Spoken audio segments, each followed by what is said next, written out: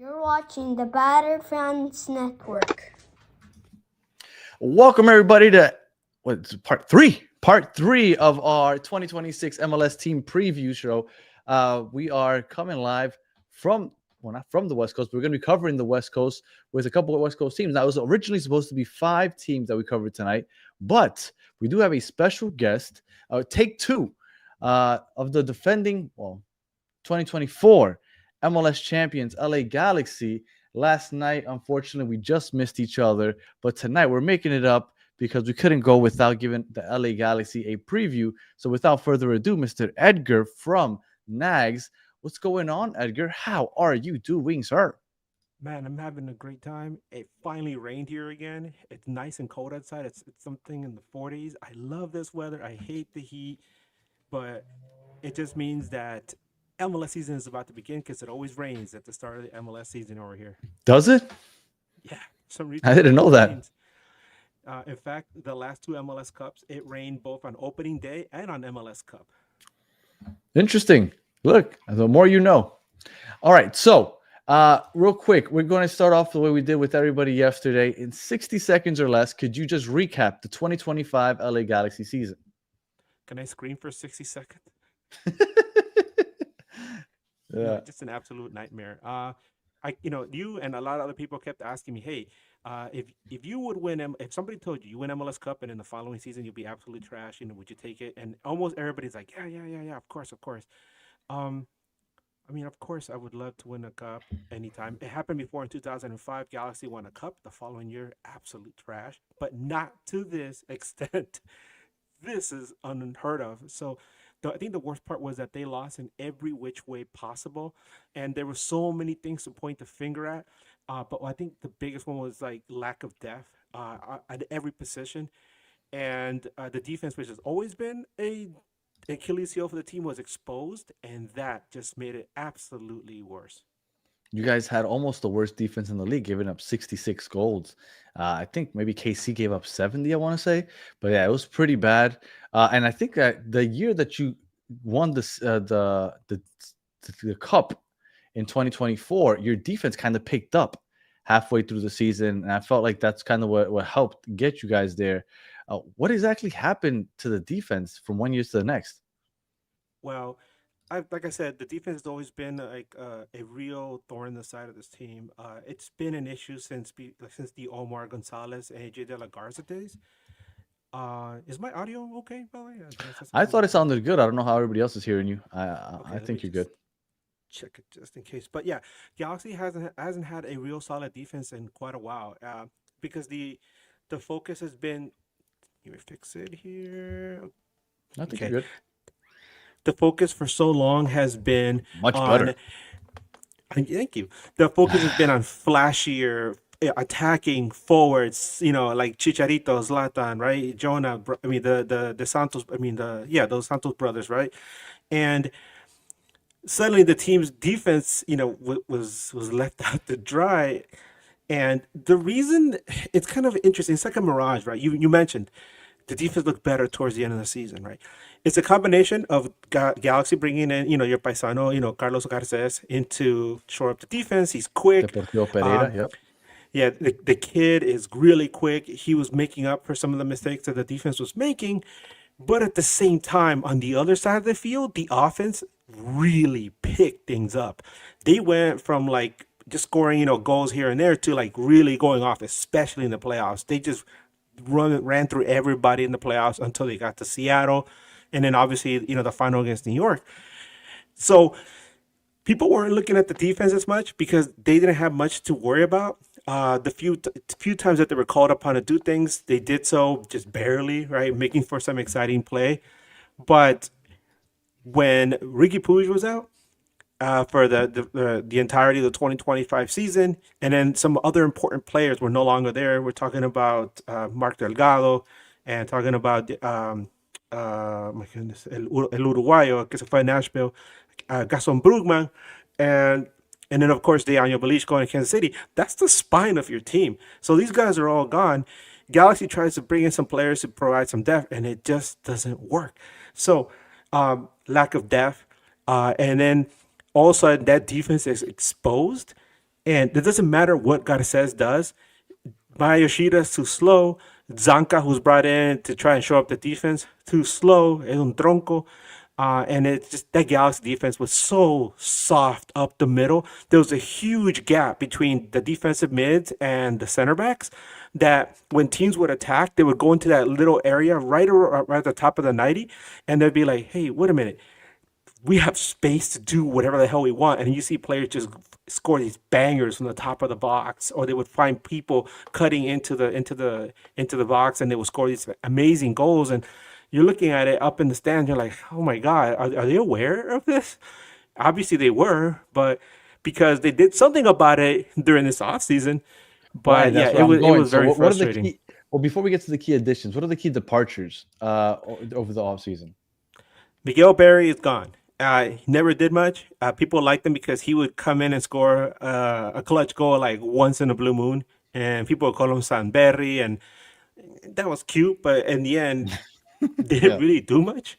Zanka, who came in as at center back, we as soon as he came over to the Galaxy, we started hearing from the fans from his previous team. I think it was the Club Brugge, where they were saying, "Oh my God, this guy's horrible. This guy, good luck, Galaxy fans. He's your problem now." And we're like, "Wait, is he that bad?" Well, he came in and he was okay here and there, but as the season wore on, you could tell this guy just didn't care. His heart wasn't in it. Once in a while, he'd have like a good performance, but overall, it wasn't good. And what made it worse was that Galaxy captain Mayashida came back last season and had his contract reworked. He took less money to stay with the team, and when they brought in Zanka, his contract was higher than his. So yeah, that was not a Right. good look. And then Eric and Zanka's gone. Everybody here celebrated. He went back to Belgium.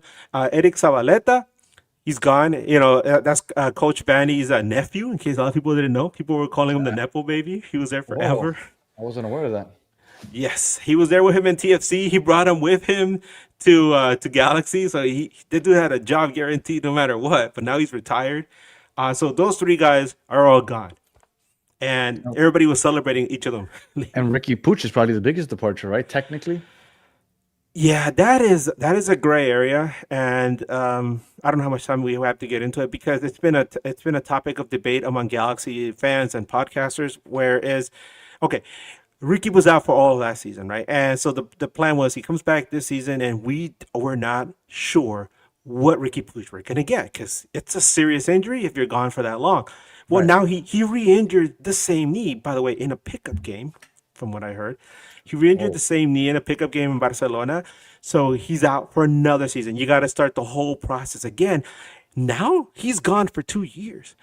He's been gone for 3 calendar years. Let's say he comes back next year, right? It's 20. He's been gone for 3 calendar years and 2 years total, more than 2 years if you think about it. Once all the rehab and everything, is he gonna be the same guy? Is he gonna still be able to play at that same level that we saw him? And so the question's been floating around is LA Galaxy prepared for life after Ricky Puig? Because it's gonna come up in a discussion right. It at some has to, point. right? It has Yes, to. obviously. And so there's no guarantee he's going to be the same. And so a lot of people are already thinking about it. I mean, the diehards are like, no, we got to stick with our guy. He never got to play in a final. We got to get him to a final. But, the bottom line is he's got to play effectively when he comes back. And there's no guarantee of that. So it's a Well, who difficult did you question. add to the team this offseason? Before we heard about Ricky Puig, I remember I was looking at the December free agency market, and I was like, man, there's so many great names out there. And then as the days went by, all these names started to get crossed off, crossed off, crossed off. I'm like, damn, dude, are we gonna get anyone? What the hell, right? We really need some people here. But toward the end, the LA Galaxy did make some great additions. They shored up the defense.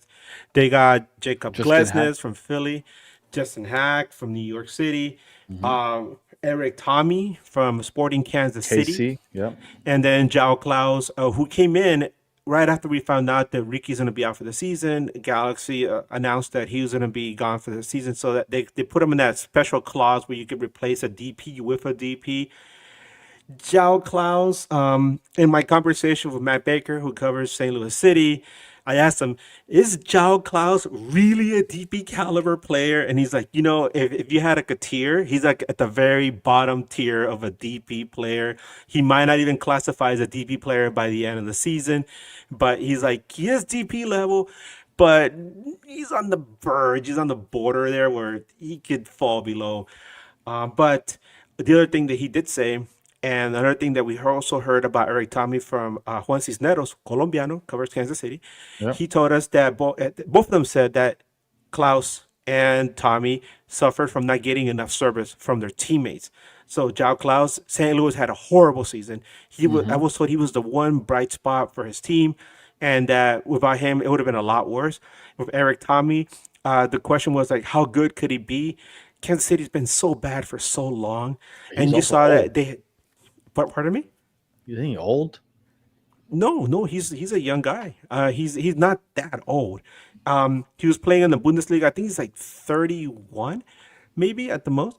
But he's good player. I heard that he's the kind of guy that if you give him too much space in up there in between midfield and the attack, he will punish you. He'll score some bangers from up there. So Eric Tommy is one of those guys, kind of like Dejan Joveljic, who just did not get the service that he wanted.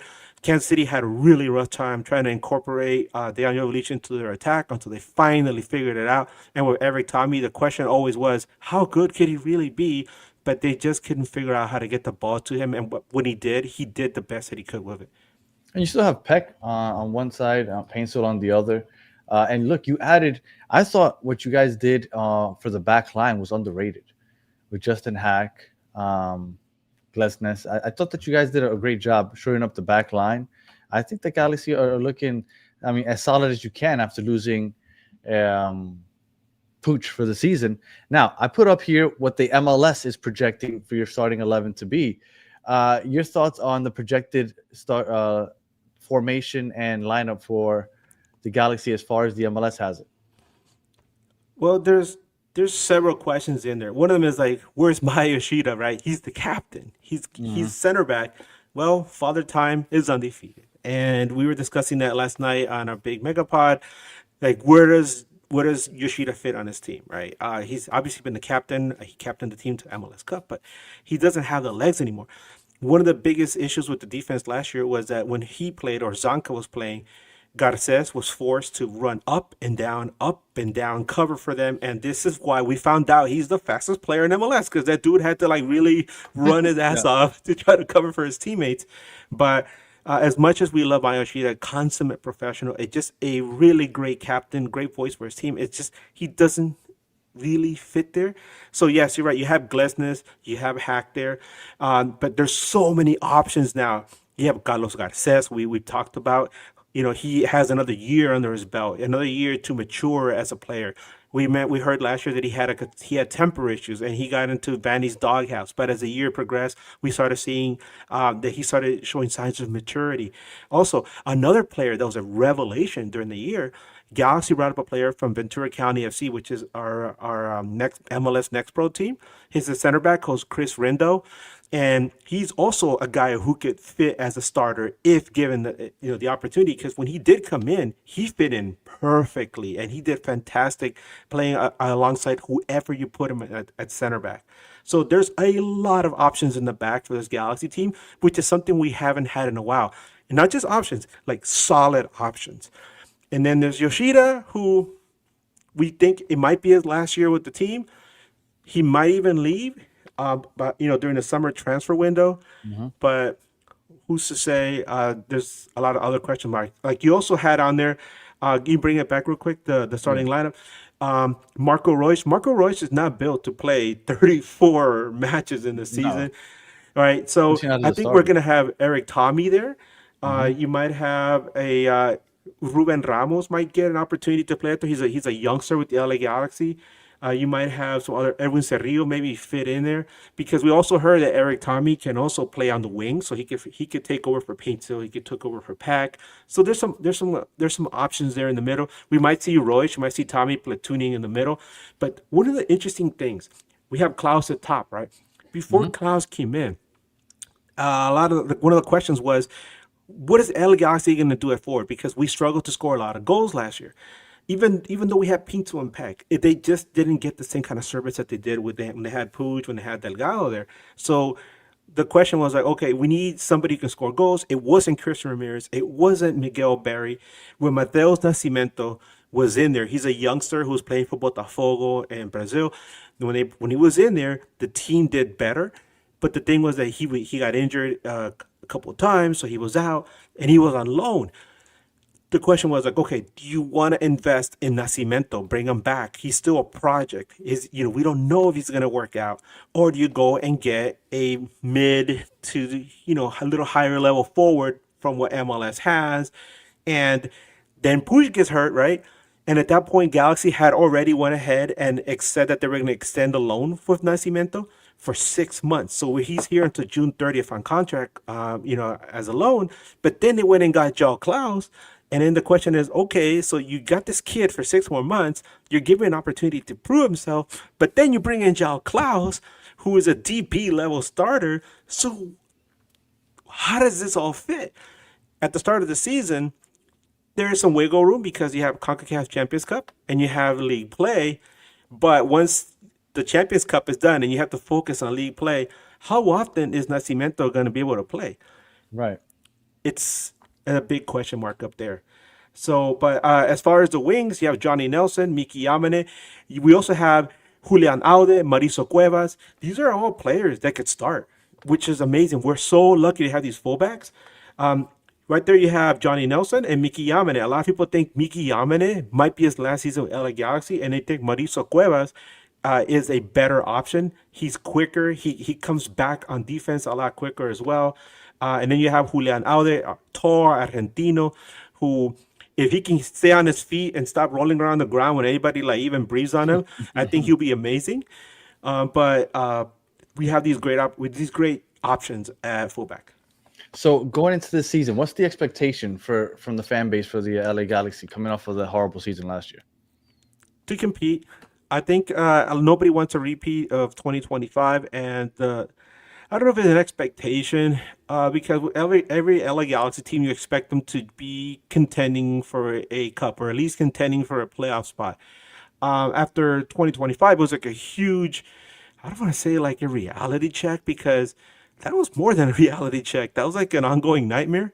But towards the end of the season, they did start playing better. They started scoring goals. They started winning games at home. At one point, Danny, I kept track of them. I had an Excel sheet and everything. They were literally the worst LA Galaxy team in history, and they were like neck and neck with the worst MLS team ever, which was that DC United team, I think from 2012. I can't remember. No, I remember they started the season that was winless, and they even lost a game where they lost a game where they didn't allow a shot. They didn't. Yeah, that was in this 1 week. They were in Kansas City. Game. Yeah, that was wild. They lost 1-0 on an own goal. Didn't allow a shot. Then they went to New York, got destroyed 7-0. Then they went to Philly, had a 2-goal lead, and then coughed it up in 5 minutes, and ended up losing at the death. Which was it was a wild season for sure. It was a wild season. All right, so what's your prediction? Where do they make the playoffs or not? Yeah, I'll be very positive. A lot of people are saying, Galaxy's gonna finish dead last, or they're gonna be like outside the bubble. I think this team is very solid, has a lot more depth than it did last year. I think it might even have had more depth than the team that won the cup. The thing is now is how these guys gel together. One of the things that I really admire about a lot of the new additions is that these are all guys that aren't flashy. People have referred to them as lunch pail guys. They clock in, put on their hard hats, and they go to work. And they all have really great personalities. So you hope these personalities gel very well, not only in the dressing room, but out on the field. And I expect this Galaxy team to be contending for fourth or fifth. I don't expect them to finish top of the West, but as long as they finish fourth or fifth, I'll be happy. If they make the playoffs, I think it's positive. Yes. No, I think a lot of people are looking at this team and they're like, I think this team is playoff worthy. But right now, the attention is on how they do in the CONCACAF Champions Cup. They have a match in a couple days, or 3 days. I'm sorry. They're going to be in Panama against San Miguelito, and so that'll be a good chance to see what this team can do in a pressure situation, and hopefully they can go in a deep run in the Champions Cup. Last question, 60 seconds. We're all battered fans. I know the Galaxy have 6 stars across the chest. So, what is the battered moment in LA Galaxy history for you that you're like, wow, I can't believe that just happened? My God, take your pick. There's so many. MLS Cup 96, they're up 2-0 with 20 minutes to go, and then DC United gets one, and then they end up tying the game near the end, and Galaxy loses in sudden death overtime. You go back to MLS Cup, no, I'm sorry, MLS playoffs in 2003 against San Jose. LA Galaxy was up 5-3 on aggregate on San Jose. They were cruising to the next round, and then San Jose flips a tortilla, scores 5 unanswered goals to beat the Galaxy, knock them out of the playoffs, and go on to win the cup. You have 2009 where they go to the final against RSL. They're in penalties and they lose in penalties. Oh my God, there's so many of them. And then, of course, all of last year. Yeah, last year was pretty bad also. But you got Yeah. those 6 stars above the crest, which is all that really matters. All right, Edgar, let everyone know where they could find you if they want some more LA Galaxy talk. Yes, sir. Thank you so much for having me, by the way. I'm Absolutely. really sorry about yesterday, man. All I good, tried man, my all best good. to get on. No, I know. Oh, this guy says go Quakes. Man, I'm going to miss the Quakes being in the same division as us. It's not the okay. same as San Diego or LAFC. But anyway, you guys can find me on Twitter, Blue Sky, as Edgar Nags. Also on Instagram, Edgar Nags. I do a lot more different content. I interview Galaxy and MLS fans from around the entire country, and you'll see that content on there. We are out from News Across the Galaxy. We're also on YouTube, so look us up. All right, Edgar, again, appreciate you, sir. And we'll keep in touch. Yes, sir. Hey, good luck this season. All right, man, you too. All right, so that was LA Galaxy, News Across the Galaxy, Edgar. And now we're jumping over to San Jose. Now, we have a special guest for San Jose because it isn't necessarily a San Jose content creator. It's an MLS, a.k.a. Leagues Cup commissioner. You're joining us to talk San Jose. And Fabian, you having a hard time hearing me? Hey, Danny, can you hear me? I can. I can't hear you. Oh, that isn't good because that would make this show very difficult to go. So, while he tries to figure out the audio, let me try one more thing. Let me come right back. Excuse me, guys. Go for it. So, San Jose, real quick, ended up the year last year in 10th place in the West. They scored 60 goals. So, they had a potent offense, but they allowed 63 goals, which is, I mean, if you're doing the math, not very good. Leagues Cup commissioner, yes, Mr. Krabs, he is Leagues Cup commissioner. And 10th again in the West. And all right, there we go. I can hear you now. And you sound better also. So thank I was just letting him know. San Jose scored 60 goals, which is great, but they allowed 63, which is not great. In 60 seconds or less, could you recap the San Jose season last year? Bittersweet. I mean, we had a whole bunch of opportunities to kind of make the playoffs and really be a sleeper team, but then ended up short at the end of the season. The Quakes won the game they had to, but then RSL needed to lose with Sun and Boanga coming to town, and they tied. So, bittersweet for the Quakes. I think that kind of sums it up. They should have done more, especially with the attacking talent. Everybody expected Bruce Arena to kind of just propel them into the playoffs without a doubt. Yeah, no, 100%. So I'm going to say that bittersweet, a new frontier, a rebuild again for the Quakes now. Yeah, I think that's a great way to put it. All right. What players ended up leaving? Because there were some players that just randomly left really late in the offseason we didn't expect. Yeah. Key departures. Chicho Arango, a huge one. You lose a guy like that, man. That's like a big part of your team. Christian Espinoza, another player. If you lose that, that's a big part of your team. Josef Martinez, a crazy good player, even at his age and with his knees. So definitely a horrible departure. Rodriguez in the back line, a guy who wasn't playing under Bruce Arena too much, but center back depth is something that this team needs. And basically, I would say that's pretty much it for the Quakes in terms of key departures. And then key additions, we're looking at Timo Werner. I mean, I think this is a kind of a transfer that shocked a lot of people. And as of right now, that's pretty much it. Well, that's my question. When he signed with this team, did he know that everybody else was leaving as far as the attack?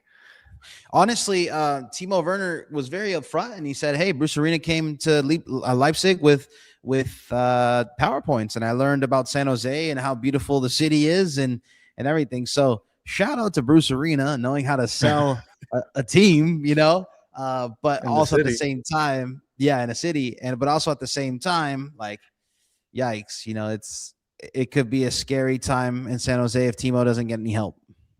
No, yeah, for sure. Because I mean, could you imagine him with Espinosa, with Chicho Right. Arango? Like at first, you hear that he's coming, you're like, "Oh, that's it's great." Joseph's leaving, but you get in Timo Werner, but all of a sudden, everybody else leaves. It's kind of crazy. As far as do you know what they're planning? Bruce Arena's planning to play as far as the formation goes, and this is what Yeah. MLS has the projected lineup to be. Yeah, look, honestly, I'm not too crazy about the projected lineup because Preston Judd isn't a left winger. He's Okay. in my opinion, he's gonna be more of a kind of second striker. But let me plug something. This is the kick-based predicted lineup. There we projected lineup. go. There we go. And Make sure it's you gonna be kick a that little- kick base USA. Yeah, so this is a MLS fantasy, but you get predicted lineups in here too. And this is what the guys that we have in the back, they went ahead and they said that this is the predicted lineup where you have Judd and Werner up top, and then you have Sekiris, who newly takes the 10 role and the 10 jersey for the Earthquakes in the middle, and then you have LaRue on the left and Harks on the right, Costa, Muni, Romney, and Dewan Jones in your back line, and then Daniel as your goalkeeper. So very similar on the back line, almost maybe one or two changes. We have Vieira too in the middle there, and Bolaru and Nico Sekiris. I actually don't like the formation too much here, but I think some of it's very similar. Okay. And then again, make sure I'll let you plug the kick base fantasy up at the end, but make sure that you're looking out for that because that's the next up and coming thing here in the MLS because we needed a good fantasy website. All right. Now, if you were to pick the most overrated player on the team, who would you say is the most overrated player and why is it Daniel? Look, Daniel had a great season 2 years ago, but he's a very emotional player. And when the team isn't doing well, the guy gets lost in the emotions of it. And you know what? I could say he's overrated.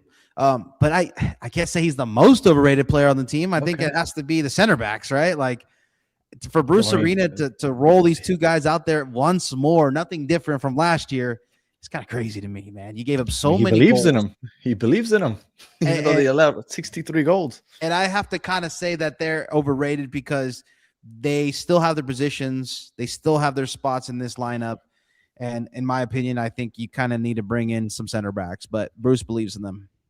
All right. Now, somebody that doesn't normally watch San Jose just kind of comes upon the channel. They see San Jose playing and they said, "Oh, Fabian told me to look out for this guy."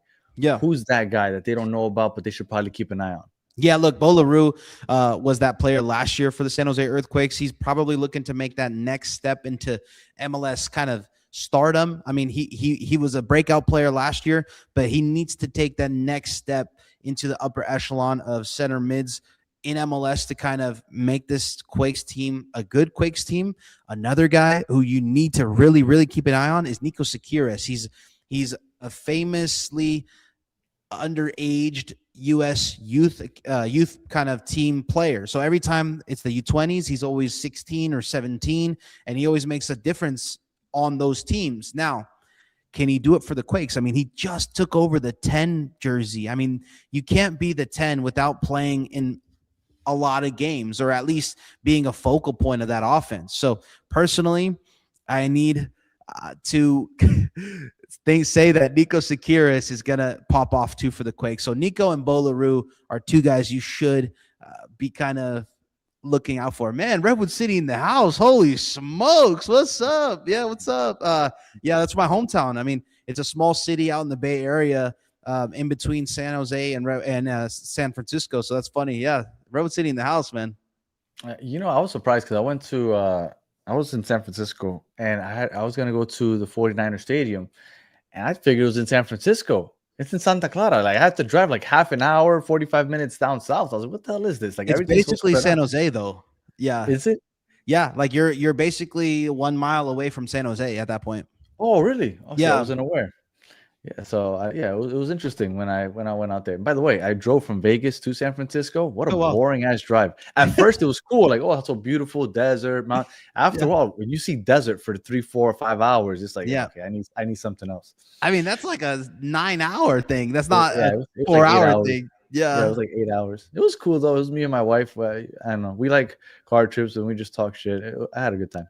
Yeah. Anyway, so back to it. What is the expectation from the fan standpoint for the Quakes this year? Because I'm assuming last year it was high. Bruce Arena usually will get your team and make them a top of the table type of team soon thereafter. But with the departures and the lack of additions, I'm kind of curious what the fans are expecting.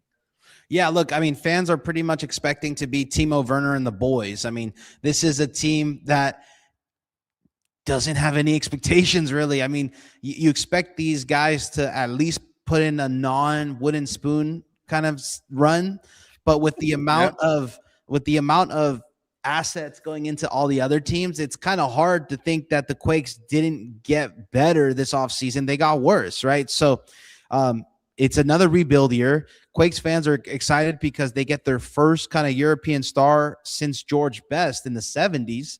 And they're going to see some young players get some crucial minutes for them and kind of hopefully, become better players for the Quakes next season. So, no, I think fans understand it's hard to replace. I think it was like 44 goals that went out the door. And if you didn't get any better on the defense, it's going to be tough to stop goals. So, Timo Werner said in the press conference that they're going to be defending from the front, pressing and kind of keeping an up tempo, but there's only so much you can do, So I still think this team is probably looking outside of the playoffs, but I think the expectation or the best case scenario is to not win the wooden spoon. Oh, I mean, okay. Bruce Arena, man. I guess that'll lead us to another conversation. So, battered moment. All right. So I'm asking everybody before we get off, what their battered moment as a fan for their team has been, just in San Jose's history, when you'd be like, man, that moment was the battered moment where I just said, what the F? What was that moment for you as a San Jose or Quakes fan? Yeah, look, I had season tickets when the first year they came back to San Jose. The one moment that truly sticks out to me was when Quincy Amarikwa hits a chip from half field against the Portland Timbers. And I think that's one of the craziest goals I've ever seen in person, because there was a point where Quincy Amarikwa was playing like he was like one of the best strikers in the league. And he was just like this UC Davis guy, like a guy who was a regular MLS player, but he had the confidence and the attitude. And there was a moment where he played so great that game that he just, heat check and he made it he chipped it over the Portland goalkeeper from half field. That was insane. Okay. So that was a good moment. Yeah. What's a bad moment? A bad moment, I would say, maybe Matias Almeida fighting a fan. I think that's probably pretty bad. I mean, when you see the coach kind of get into it with the fan and then had to be separated, that was kind of crazy. Yeah. All right. Well, Fabian, Leagues Cup commissioner, please let everybody know where they could find you and let them know about Kick-Based Fantasy. Yeah, man, you can find me at Fabian Rankel on all major platforms. And then, MLS Fantasy is here, guys. The new home is Kick-Base USA. As you can see, we have the predicted lineups and everything like that. So if you want to get into the run of things, and maybe you don't like fantasy, but you want to see some extra kind of information, maybe Kick-Base could be for you there too. But it's going to be a lot of fun. Fantasy is the future, I think, to help MLS grow. What's nice about Kick-Base that's different than anybody else is that you can do head-to-head games, which is very similar to fantasy football. You can invite all your friends from work or all your friends from hanging out and kind of go head-to-head to them every week. So, no, I'm excited. I'm content over here now, so I'm excited to release all the crazy things. I don't know if, Danny, if you saw the video of me in the tracksuit, man. Like, yeah, I'm looking good out there, man. I'm trying to make it. Were you wearing Tim's in that one? No, I wasn't wearing Tim's. I should have been. I saw one of you wearing Tim's. I was like, oh, this guy's going full New York. Okay. But we He's have 30. we have some great content coming out, and every fantasy league needs to have punishments, and we did some funny punishments, man, and it's going to come out this week. So make sure you guys follow Kickbase USA, and you might see me running around New York doing some crazy stuff. So it's exciting. All right, Fabian, as always, man, appreciate you taking the time to join, talking a little San Jose, and we'll keep in touch. Take care, guys. Thank you so much for having me. All right. Now, moving on. We just talked San Jose, and now we're going to stay, obviously, on the West Coast. Just going to move a little east, and we're going to get the RSL bros to join us. We got Marcos from the RSL bros. What's going on, Marcos? How are you doing, sir? Good. How are you doing? I'm living the dream. Good. Glad to hear. All right. And shout out to Fabian. We just let me know that preview is misspelled. So shout out to Fabian. Look at that, embarrassing. Now Everybody's gonna see it. Now that's all I'm going to look at. That's my battered moment for the night. So Marcos, in 60 seconds or less, could you tell us, give us a recap of the 2025 season? Yeah, RSL, we started off the season really, really rocky. It was deja vu of our 2005 season where first 10, 11 games were, I think, if I do remember, winless. And people were saying Pablo out, this and that this is a dumpster fire season. And some people were already canceling their season tickets. But then we saw this change of trajectory where we started seeing like an upward change, and then we clawed in at the last second towards the playoffs. And of course, just like the past couple seasons, we got bumped out first round in the wild card, which was very unfortunate. And then of course we see many downfalls in the off season, but it was just a very typical RSL season where back-to-back years where we get knocked out in the first round. But you make it. But we made it. We're tied with Orlando with multiple times in the playoffs. Yeah, well, yeah. I mean, look, I'm sure somebody like a Chicago Fire fan would love to make it because they just never make it. So shout out to Chicago. Have them on the show later on. All right. So any key departures that you think that are worth noting, because RSL, the Real Salt Lunas, they need all the help they can get. Any key departures? Yeah, we had 3 big departures. We had Brian Vera, who went off to Montreal, who is our catalyst in our back line. Brian Ojeda, who is a huge piece in our midfield, headed off to Orlando. And then the last one, not of a big piece in the attack, but he was our DP, was Diogo Gonçalves. So he is gone. So 3 big pieces left. But of course, RSL was very, very, very, very busy this offseason. And that's where I'm going. Key additions.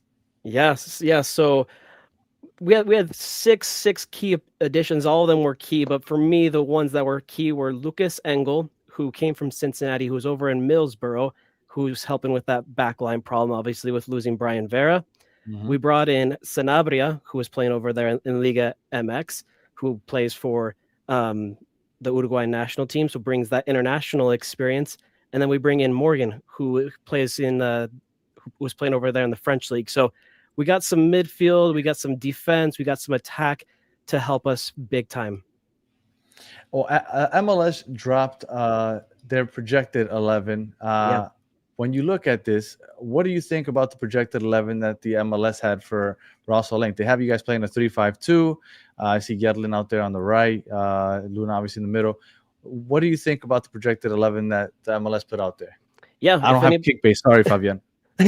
No, if anybody is familiar with RSL, they'll know that RSL is they're accustomed to playing that 4-4-2, or last year was that 4-2-3-1. So this is definitely a huge change for Pablo and company playing that back 3.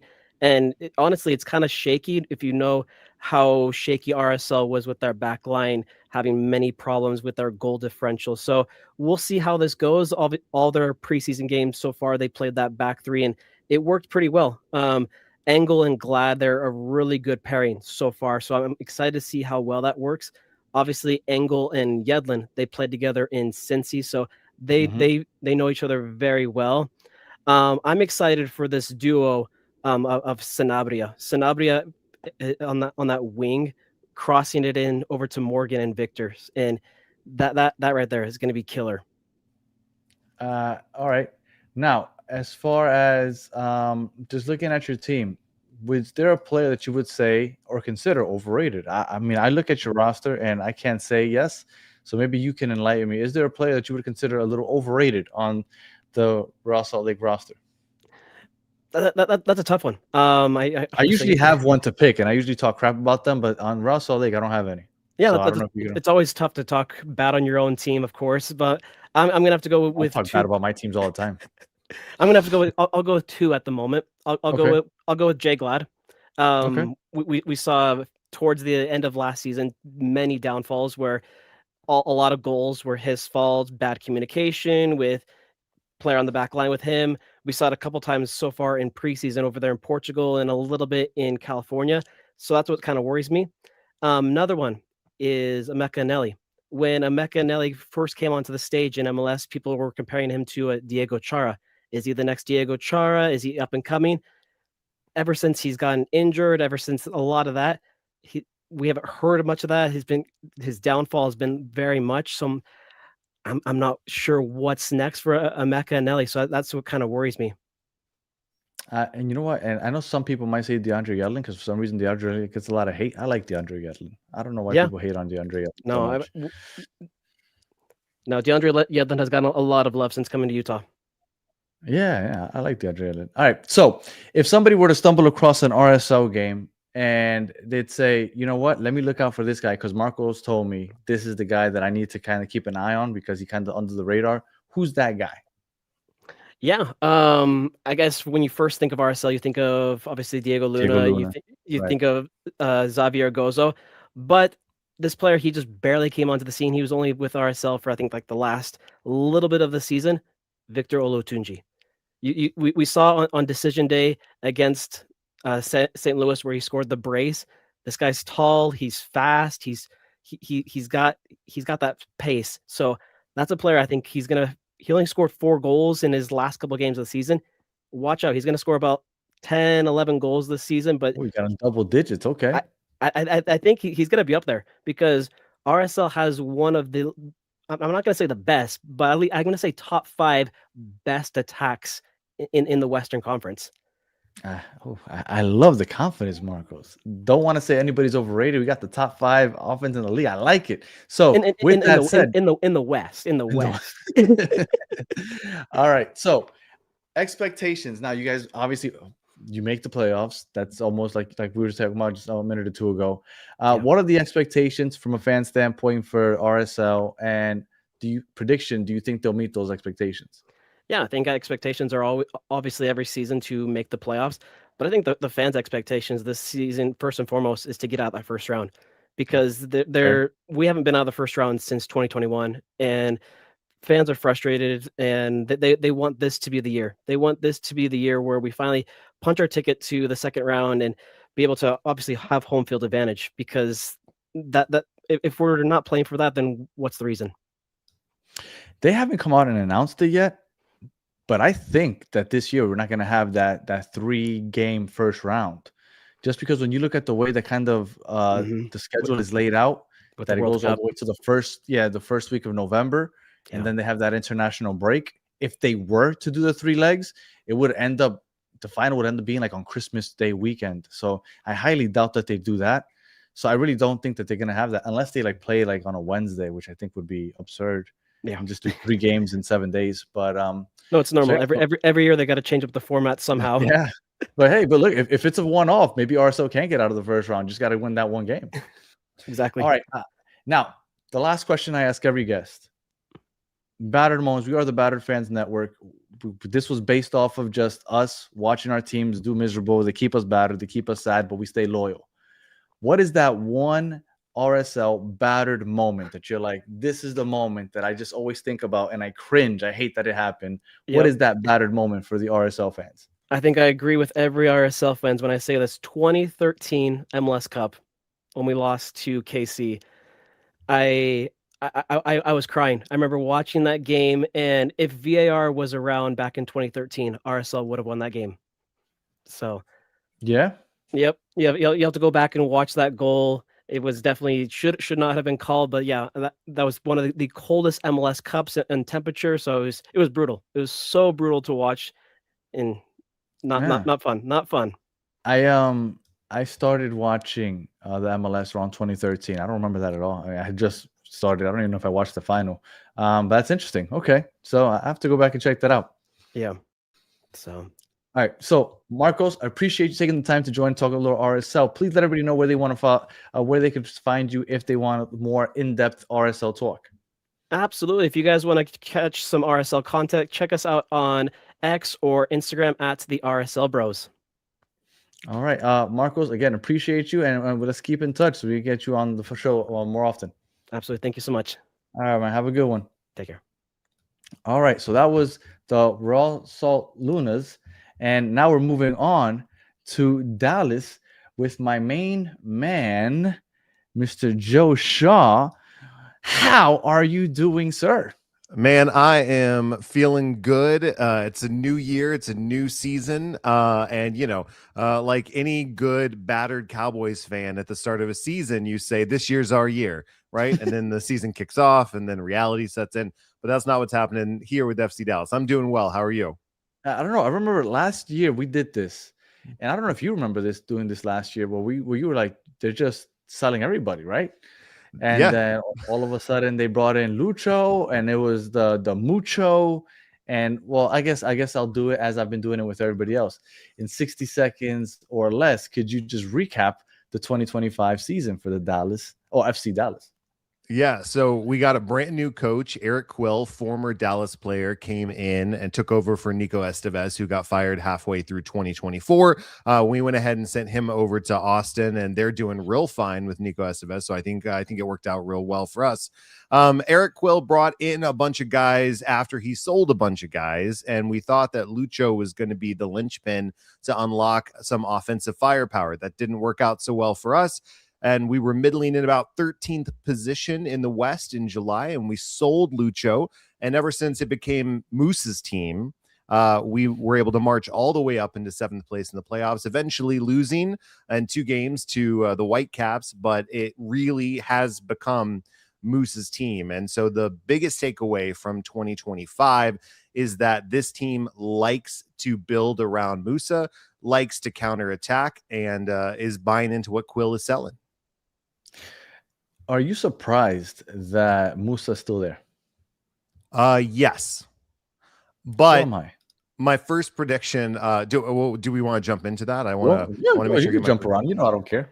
All right, so Moose is going to be gone this year. This is definitely his last year in Dallas. Is my biggest prediction. He's at the start of. We saw this with Ferreira in 2022.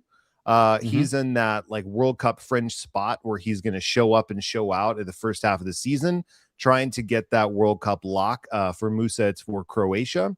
I think he's going to get that. I think he's going to show well. So? I do, because he got called up right at the end of Croatia's campaign.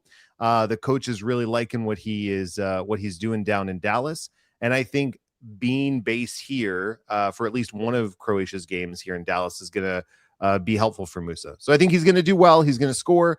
And then Dallas is a selling team. So I think they're going to cash in on him while the price tag is high coming out of the World Cup. That's fair. So any key departures in the offseason? Yeah. So a few, not as many as the last year. The biggest one is Martin Paz, who is our starting goalkeeper last year, got injured. And then homegrown keeper Michael Collodi really took the reins for the starting position from him and never let go. So Paz ended up becoming a bit expendable. And we were able to cash in on him while his value is still relatively high. And he went back to the Netherlands and is the keeper for Ajax in the Netherlands top league. And so that was our biggest departure. Collodi, though not a huge surprise because he was already kind of the starter coming out of 2025. The other biggest departure would be Pedrinho. So somebody who I said on the show last year was really the heir apparent to Lucho in that sort of 4-2-3-1 that I thought Quill was going to roll out. where it got changed around. I thought Pedrinho was going to learn from Lucho, take over, be the attacking midfielder. But then both Lucho and Pedrinho kind of got in the doghouse a bit. Lucho got sold, and then Pedrinho never really found his way back onto the field in a meaningful way and got let go at the end of the year. So that's really it as far as key departures for us. What about key additions?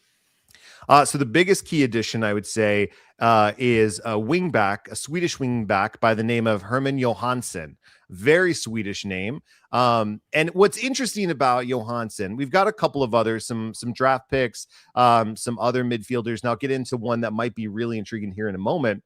But Johansson was bought because Dallas has embraced this 3-4-3 type of, or really 3-4-1-2 position. So Johansson was signed because of the formation shift. I don't think he would have been signed normally because he's so unique in the way he plays. It is a true wingback type of position where he does like to get forward early and often. But he was signed when Dallas fully embraced that formation shift. And the cool thing about Quill is he has gone on record saying he's signing players who are used to winning championships at any level. So Johansson has won championships in the Swedish division. He's coming in with that pedigree, and he's somebody that already in preseason has been very exciting to watch, very quick, very fast. The other key addition that I would really point out is he just got signed. He hasn't even seen a minute of preseason. He's Uruguayan midfielder Joaquin Valenete. I don't know if I'm pronouncing that correctly, but he is likely to take that attacking midfield spot that was Lucho's once upon a time, and could help dictate the attack for Musa. But again, it's still very, very early days. So I would say Herman Johansson was the biggest key addition. Chris wants to know if they, as far as additions go, did they add any seats to the stadium? We added coverage to the seats that are under construction. So we're halfway there. Oh, living on a prayer. Basically is it. That's it for what we're doing. So there we go. As far MLS put out the projected 11, they had you guys playing a 3-5-2. What do you think about the projected 11 for the MLS as far as the MLS is concerned? So I think it's pretty close. What I would say is let's go back to back to front. So Collodi is locked in as the keeper. The three center backs, we got Osaze Urigide right there in the middle. Definitely that's going to be the case. Sebastian Ibeagha, I actually think is going to be more on the left side instead of the right, because we're going to actually have Shaq Moore as that right-sided center back.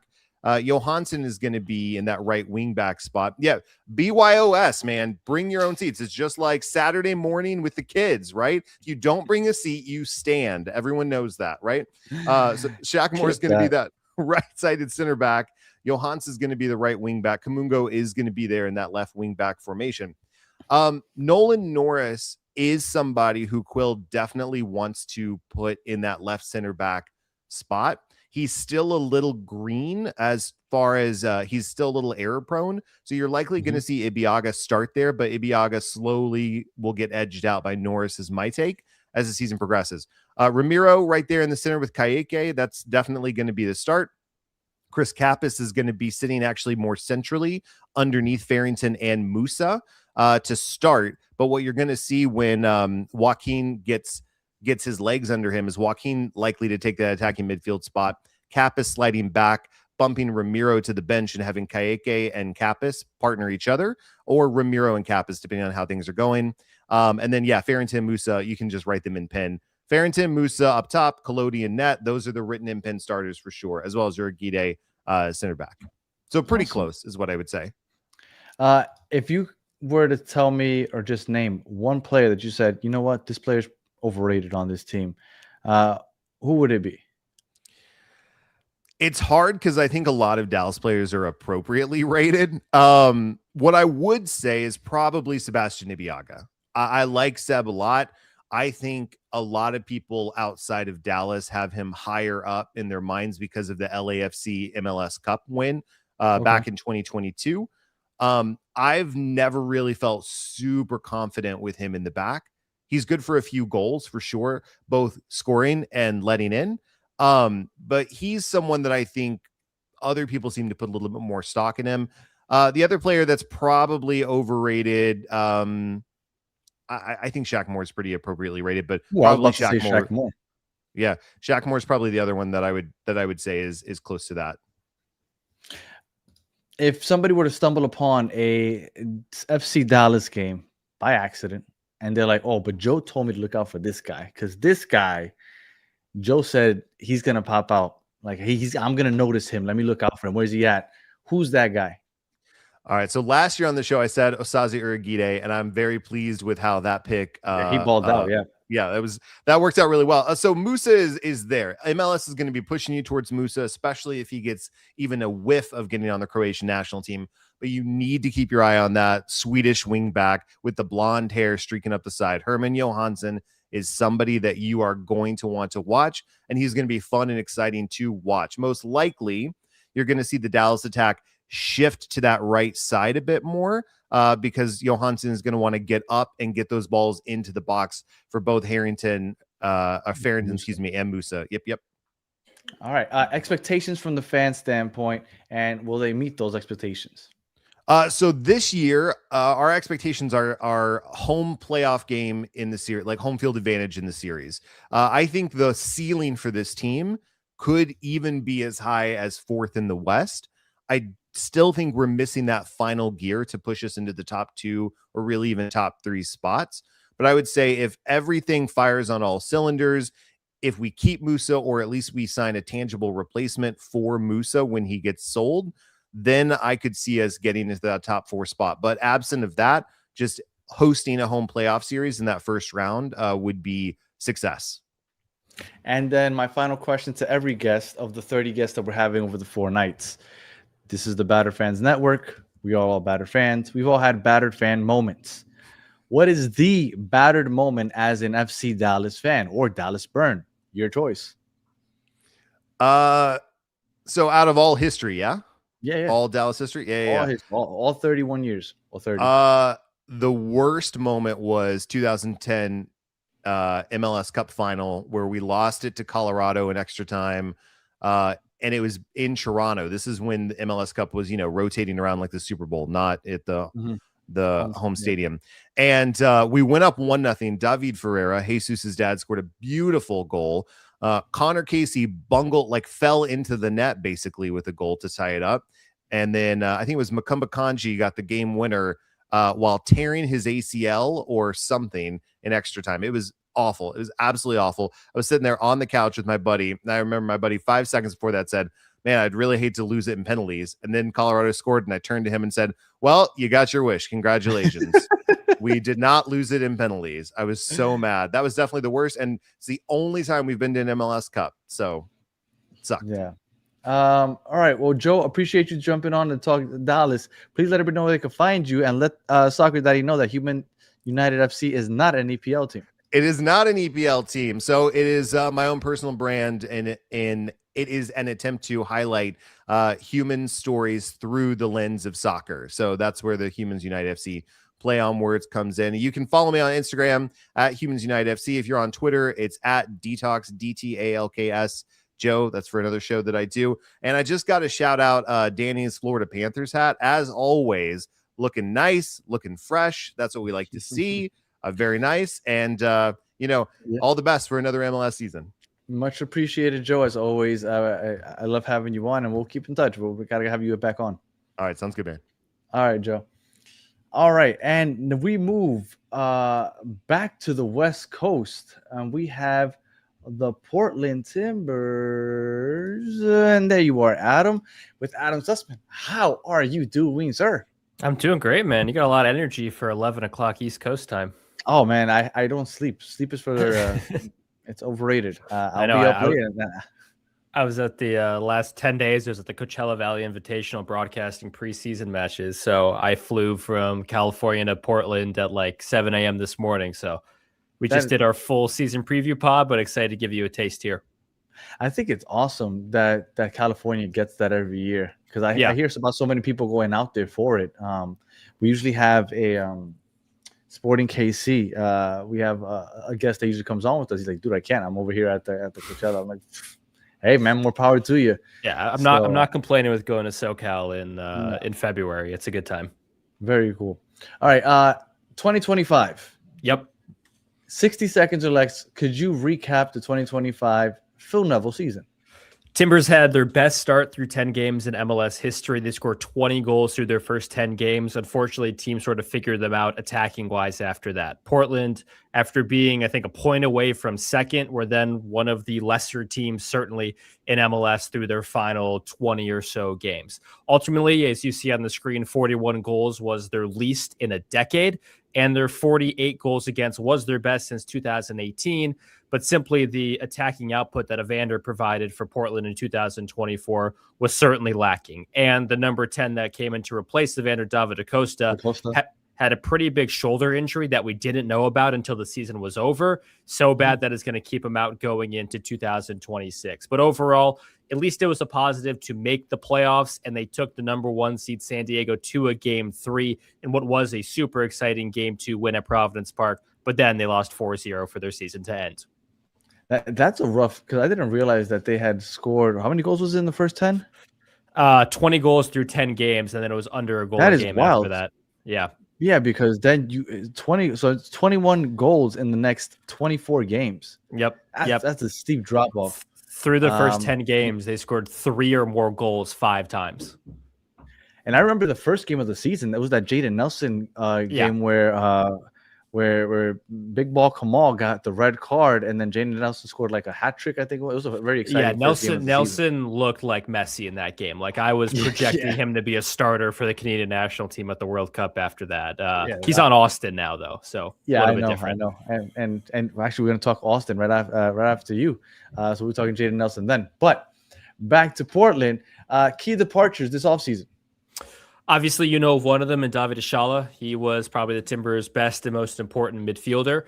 Jonathan Rodriguez, who was the top goal scorer in 2024, he was waived and bought out because he had a lengthy injury until July at the very least. So the Timbers get him off the books. The salary, of course, still has to be paid, but it's not against the salary cap anymore.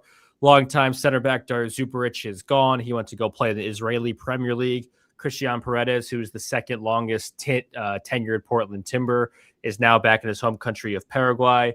And am I missing anybody else there? That there was 2 short-term additions of Felipe Carbajo on loan, and then also Mati Rojas, who came in for like a very short contract, and neither of them were re-upped either. So Portland certainly has some outgoings, but the biggest is definitely David Ashala. Is Cole Bassett the biggest incoming? Probably. I think he's expected to play the most minutes of anybody. I actually talked to the Timbers owner at the Coachella Valley Invitational, and they're interested in bringing in a defensive midfielder as well as an attacker. I would say in terms of additions, it's the 3 Bs. It is Brandon Bai, Alex Bonateg, who was one of the best center backs in the A-League, also very young. He was Western Sydney's all-time outgoing sale. Portland had so much success with Finn Sermon out of the A-League, so they're trying to do it again with Alex Bonateg. And then obviously Cole Bassett, who wasn't cheap, but you cannot have a more proven player in MLS that is still under a U22 DP tag. Like, he's a very interesting box-to-box player. I think Timber fans need to realize he is not a David Ashala replacement by any means, but he is going to run a lot of hard yards and pop up with goals and assists in the attack. He's a workhorse. He is, man. Like in 2024, he was like a near MLS best 11 selection. And I think he was pretty badly misused by Colorado last year and Chris Armas's last season. I agree. Now, the MLS put up this projected 11 for the Timbers. How accurate do you think this is? They have you guys on 4-3-3. 4-2-3-1, 4-3-3. It's not that different. It's a little bit hard because we do have some injuries right now. David Acosta would absolutely be in that lineup if he wasn't coming back from a shoulder surgery. The back line looks perfect, but in terms of the first game against Columbus, I would flip wings between Velda and Anthony. I've talked to Velda a few times. He prefers playing off the left, and he is the central point of this attack. Cole Bassett and Chara Ortiz, it's really a give or take. And as I said, the Timbers are interested in bringing in another DM. And there is a chance that Bassett could just be playing as that number 10 opening weekend, or we could see Christopher Velda play as the number 10, and Anthony and Ari Lassiter would then be the wingers.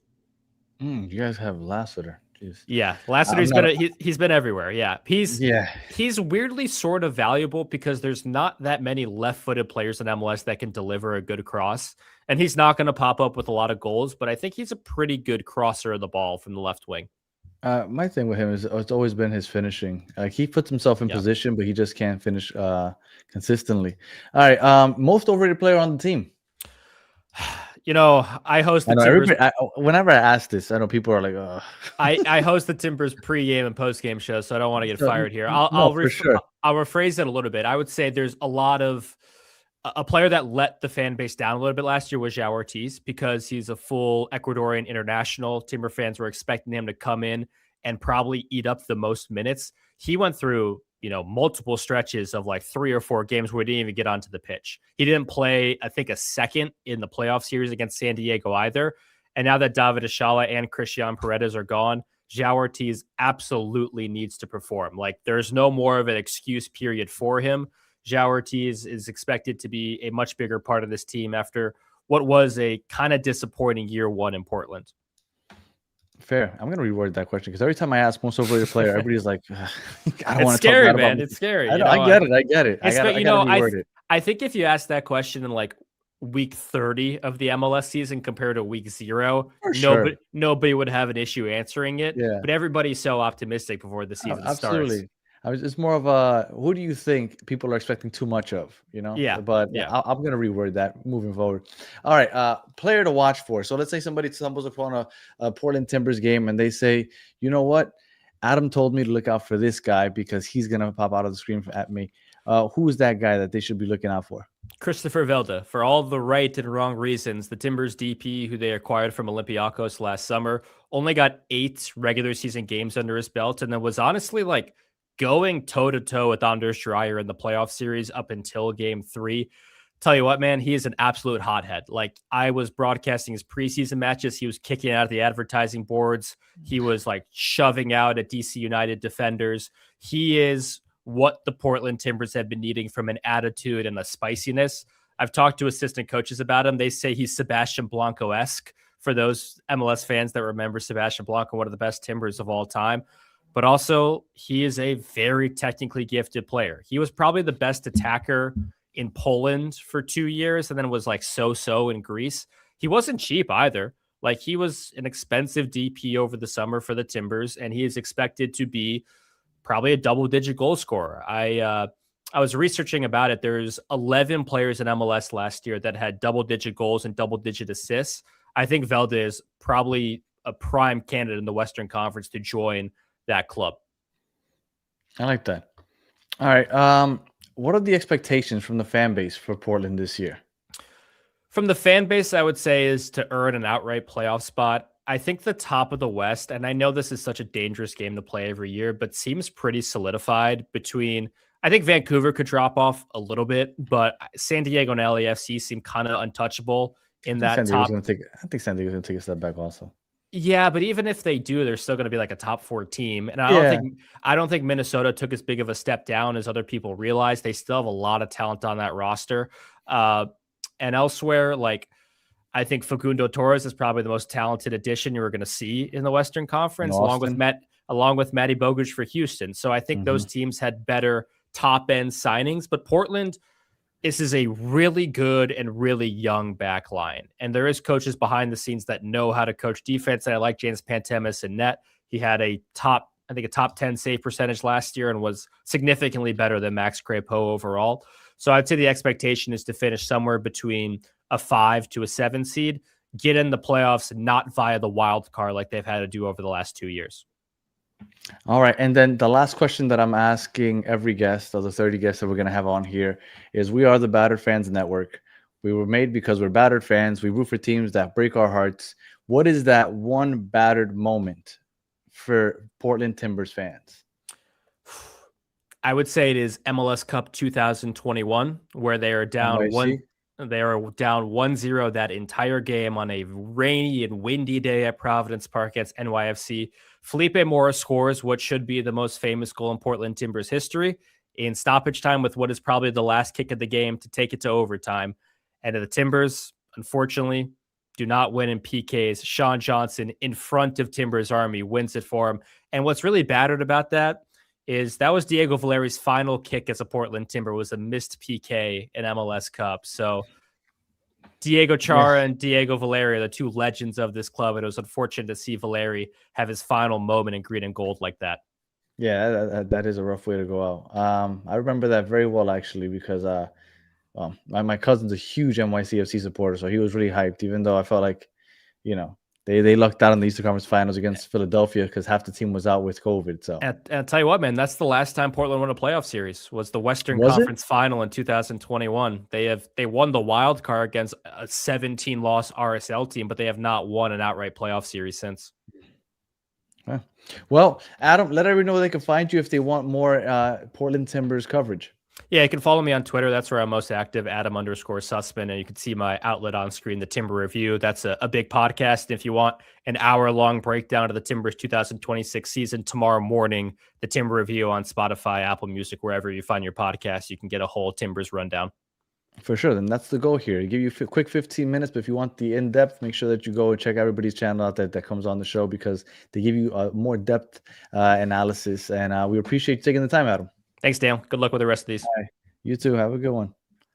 All right. And then our final team of the night, one that I think might surprise some people, or maybe not, because I'm expecting them to take a big step this year, is Austin FC. And we have Hernan from We Are Austin TV. What's going on, Hernan? How are you doing, sir? I'm doing good, man. I'm doing good. Thank you for having me on here. I was excited to come on here. I got my notes ready, and I'm just happy to talk Austin FC. And I appreciate the words. You're expecting something big from Austin. I love it. I am. I actually live here in South Florida. I'll be at that first Miami Freedom Park game, and they're hosting Austin. So I'm hoping that Austin isn't that good because it would suck to have that first game not go well. But regardless, back to the regularly scheduled program, 2025 in 60 seconds or less. Just if you could give us a quick recap. Oh man, 2025 was a roller coaster. If I'm being quite honest, it was a season that Austin FC made it to the playoffs. You can say that they kind of, maybe backed into it. I know that was the narrative that a lot of people around the league kind of had because of the way that, Austin kind of got into the playoffs. They did things right throughout the entire year. They got valuable points away from home, more points away from home than at home, which I thought was very interesting. But they got into the playoffs in sixth place. And of course, they had the exit against LAFC. But I think you cannot talk about 2025 without mentioning the very important Open Cup run that Austin FC had. This club has not won a real piece of silverware in their short history, and they came very close. We also have to mention the All-Star that was here in Austin in 2025. There was Coach Nico that was in charge of the MLS All-Stars. We also had Brad Stuber and Guilherme Viru, who was an All-Star, but he kind of was there to replace Jordi Alba. So I'd say roller coaster. Roller coaster, but I mean, good in the right direction, I would assume. Yeah. After a decent season, I would say it's a decent season. What were some of the key departures? Key departures, at the top of my list has to be Osman Bukari, the winger from Ghana. He was brought in as one of the first really big pieces of the new DP projects that were brought in. At one moment, Austin had invested around close to $30 million in the front three, and Osman Bukari, Brandon Vasquez, and also Mirto Usuni. Things didn't work out for him, and he was sold to a team in Poland for a record Polish fee of around $6.5 million. Not that much of a loss for Austin FC. However, they did take a tiny $1 million loss, but they got that almighty DP spot back open that now belongs to Facundo Torres. So I'd say he's at the top of my list of key departures. I also want to mention Julio Cascante, who used to be with the Portland Timbers back then. He was with Austin since the inaugural season. He was a player that was very good in the air, very secure in the back for Austin FC. And I think defense-wise, Austin will be okay without him, but they'll miss his presence in the air. And last but not least, I want to mention also Diego Rubio. I mean, if you know MLS, you know the name Diego Rubio. His fight, his character, his grit in that front line, it will be missed. Sometimes, you need that on your team. You need those guys that are going to be quote-unquote a-holes. You want them on your side. And Rubio was one of those guys that I always looked at and I was like, hey, if I'm in a bar fight, I want Rubio with me. But that was a team decision, right? The team declined his option. Correct, correct. It was I guess a business decision that needed to be made, and best of luck to him. I believe he resurfaced in Chile, if I'm not mistaken. He got a move out there, but he has a camp here in Austin. He works with kids here as well, so he Nice. still has somewhat of a footprint in Austin, Texas. All right, now as far as key additions, I think obviously there's one that everybody knows about, Facundo Torres. I guess we could start there. Facundo Torres is probably the biggest key addition, correct? Oh, 100%. He gets that almighty designated player tag. Everybody is hyped for him. There was maybe some pushback from the Palmeiras side because of the transfer fee that Austin FC was able to get him for. They ultimately took a bit of a loss on him. However, there was a lot of conversation coming out from Brazil where they were saying, hey, I'll take him to the airport. He can go or whatnot. And Austin fans up here, they're very excited about not only a new DP, but the goal production that Facundo Torres is going to be bringing to Austin. We know that he was very successful with Orlando, winning titles there, and just being a game changer, being a deciding factor in important moments for Orlando. And the front ownership here in Austin and fans as well, they believe that he's going to have that game-changing factor, and he's going to be the answer to Austin FC's lack of goals that they saw in 2025. And they also added Jaden Nelson, which I think is an underrated pickup because I feel like, I mean, he in that crowded attack of Vancouver, he didn't get as much playing time, I think, as he could have behind Sabi and everybody else. He's a big one also. Who are we missing? We got Facundo Torres, we have Jaden Nelson. You also have John Bell from Seattle, and then Joseph Rosales, which is a very interesting one because he's a fullback in Minnesota. At least that's what we were used to seeing him play. But Coach Nico tells the media that he's only been training. Yeah, winger also as well. But it's interesting because Coach Nico has been saying that in the preseason with Austin FC, he's only been training in the attack as a winger. And in the preseason matches that we were able to see, he's been on the left side and also on the right side. So, with the addition of guys like John Bell, you also have John Kolmanich in the back and Guilherme Biru. The left back, fullback position seems to be pretty full. So, keep an eye on Joseph Rosales. He'll most likely be used in the attack a lot this season. And Jaden Nelson, just like you mentioned, just real quick on him, the departure of Bucari, it's not going to hurt so much because Jaden Nelson knows this league very well. He was part of a very successful Vancouver side. And my favorite thing about the Jaden Nelson signing, mate, is the fact that he's chasing his minutes with the Canadian national team. He wants to secure his position. So he has that in the back of his mind. The World Cup is coming this year to the United States in just a couple of months. And Jaden Nelson is going to have that hunger to do things right with Austin so he can get that move with the Canadian national team. Well, to solidify himself with Jesse Marsch and the Canadian national team. Now, I know that this isn't technically an addition, but Owen Wolff not leaving is to me almost like an addition. Mate, you know your stuff, brother. I have it here on my notes. Owen Wolff getting that U22 designation, and also Tom Bogert revealing the fact that there was offers for Owen Wolff and that Austin FC simply couldn't let him go. They couldn't, they couldn't afford to lose Owen Wolff. It would have been terrible for their roster build. They gave him that U22 roster spot. Owen Wolff has been doing things so right with Austin FC since he was a youngster. He's been with the academy. He's also gone now with the first team. And to me, he had a breakout season last year. He was the most he was the biggest contributor in goals last season. He had 7 goals and 11 assists for Austin FC. That's not a high number. That's nothing to really, just get very excited about. But it came from a guy like Owen Wolff, maybe an unlikely hero. Breakout season last year. We see that he's amongst the best U22s in this league, along with Obed Vargas, Alex Freeman, David Martinez from LAFC, and Owen Wolff is up there with those youngsters. You see, Obed Vargas got that big move. But spot on when you say retaining Owen Wolff was a big thing for Austin FC this year, and they couldn't afford to let him go. I'm excited for him. And Alex Freeman also left. Like, some of the players are choosing to leave. Owen Wilson staying is a big deal. A lot of U.S. men's national team fans were not happy about it. And I think it's better for him to stay and get playing time than go somewhere else and have to fight for some playing time. I think it was a smart move on his half. So the MLS dropped the projected 11. They have you guys playing a 3-4-3. Just if you take a look at that, how accurate do you think that looks? Well, I believe it is quite accurate. Sorry. Watching Coach Nico's playing style last year, he had that back three multiple times, which also turns into a back five, depending on if they're going in Right, the of course. attack or going Right. on Defense. defense. And I was very lucky to be in Allianz for the semifinal of the U.S. Open Cup when Austin had to go up there and play Minnesota. And the entire Open Cup, there was a lot of success with the back five. And then when they played Nashville for the final here in Q2, there was a change and they went straight to the back four. Coach Nico defended that decision by saying that they created more chances.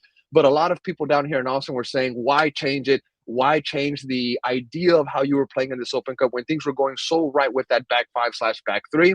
But I think Coach Nico is going to definitely stick to that. I believe a lot of the signings that were made in this offseason, like José Rosales, John Bell, and also you still have Guilherme Biru and Jan Komanich, that back line is probably going to still be the same. So I agree 90% with what the MLS is projecting for Austin. Now, I've had some pushback on my next question, which is fair. I'm going to reword it, but I haven't had a chance to think about it. So I'm just going to say it as it is. Who is the most overrated player on the team, and why is it Uzuni? Because I really don't like Uzuni. Mate, okay, all right. So check this out. So I was thinking about how I was going to answer this question, and I was like, okay, well, all right, let's go about it. The intelligent way. Right. Exactly. And so the fact that you mentioned Osuni, and we can start off with him. I think a lot of Austin FC fans are going to agree with you 100%, and Okay. it's just because. And it's just because of the way that he came into the league. He came into the league beating his chest, saying that he was here to break records. He was on a high coming from La Liga side, Granada. There's still fans in his comments saying to come back and come back and come back. Highest transfer fee in Austin FC history, $12.3 million. That was the release clause that was paid by Austin FC. And I just mentioned earlier, Owen Wolf had the most goals, had the most assists in the Austin FC front line.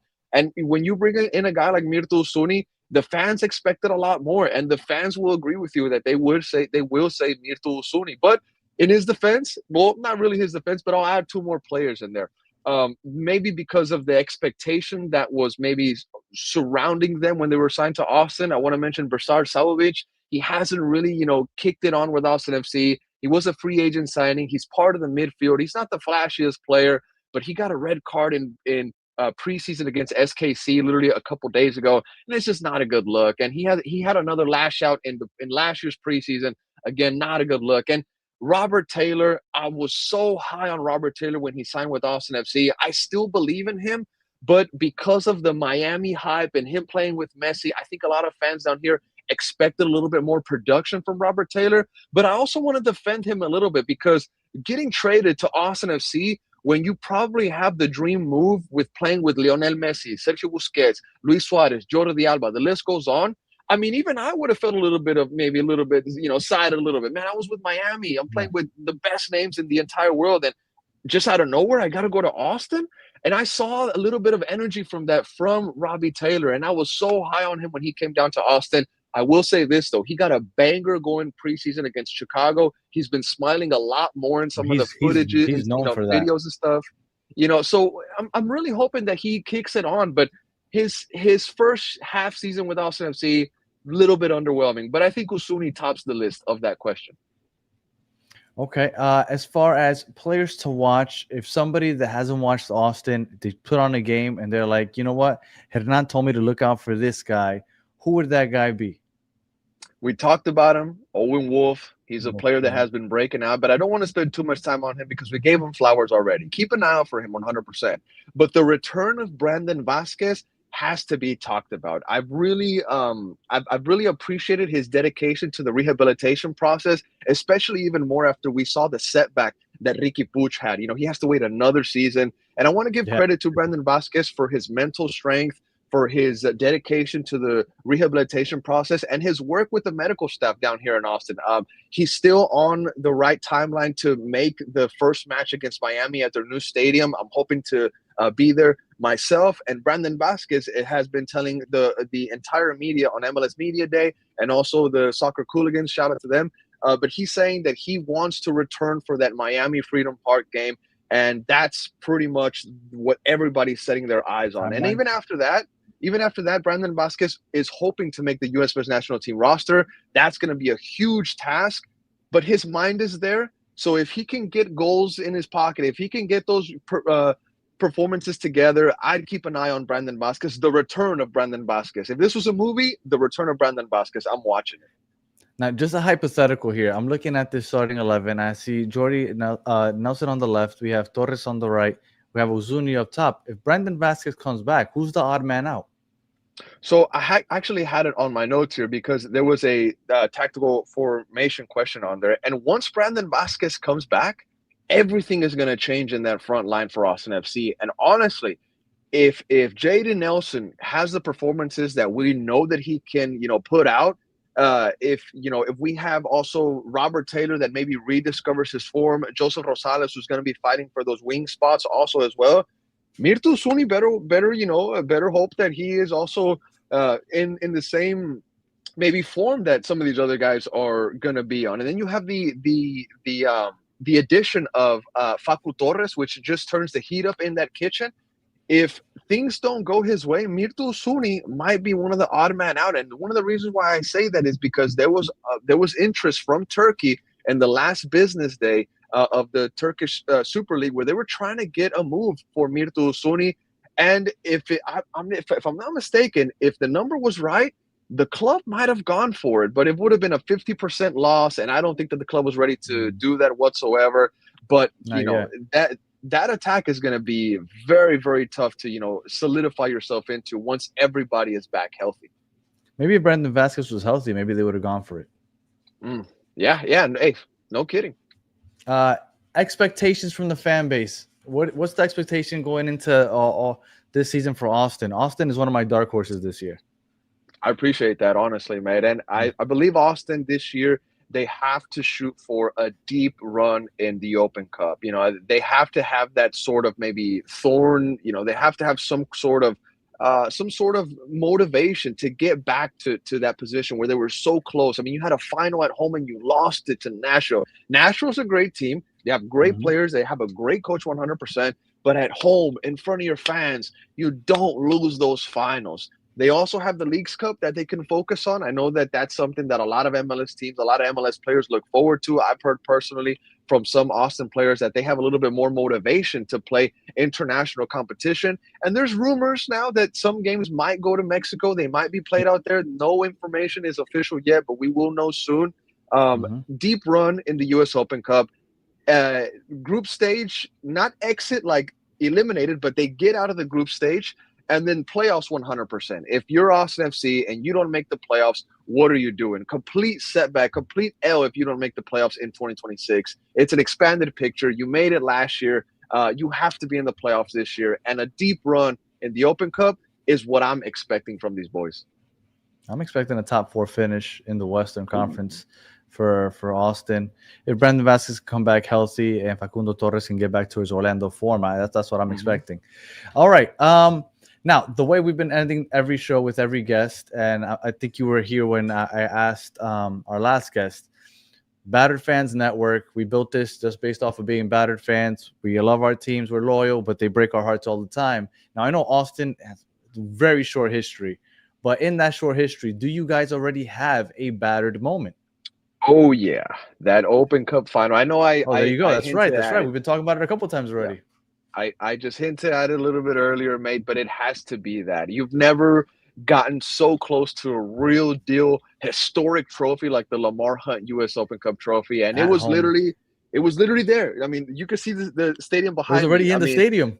It was in the stadium. They were taking photos of it. And I think the most battered any Austin FC fan has ever felt was leaving Q2 Stadium, turning around for the last time that day of the final and seeing the Nashville colors fly in the air and seeing those yellow jerseys in the middle of the field, lifting the trophy that should have been yours. That was the most battered moment for Austin fans.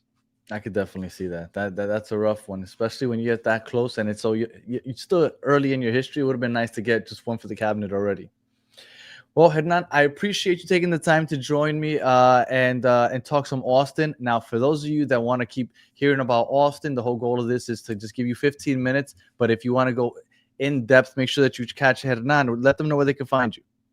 Hey, you can check us out on Instagram, Twitter/X, or YouTube. Blue Sky. We like to post some stuff on there. We're getting into TikTok or whatnot. Everybody's telling me that I gotta post on TikTok more often. Everybody It's so tells me many the same, and socials. I never do it. I It's so try, but many I things. can't. Yeah, I'm right there with you, bro. I don't know if it's an age thing or whatnot, but maybe it might it be. is.